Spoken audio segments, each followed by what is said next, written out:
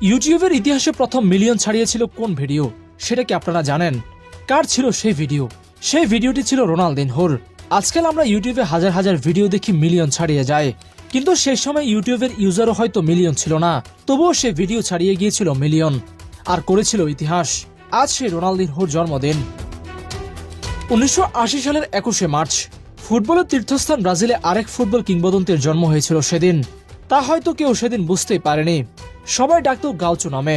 ছোটবেলায় ফুটসাল দলের সবথেকে ছোট সদস্য ছিল, তাই নাম দেওয়া হয় রোনালদিনহো। সব মিলিয়ে নামটা দাঁড়ালো রোনালদিনহো গাউচো। আদতে তিনিও আরেক রোনালদোই, কারণ পুরো নাম হলো রোনালদো ডি অ্যাসিস মোরেইরা।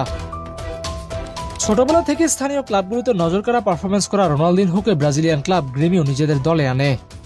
গ্রেমিওর যুব দলে পেশাদার কেরিয়ার শুরু হয়। এরপর 1998 সালে সিনিয়র দল অভিষেক। গ্রেমিওর হয়ে 48 ম্যাচে করেন 23 গোল। গ্রেমিওর হয়ে খেলার সময় একটি ম্যাচে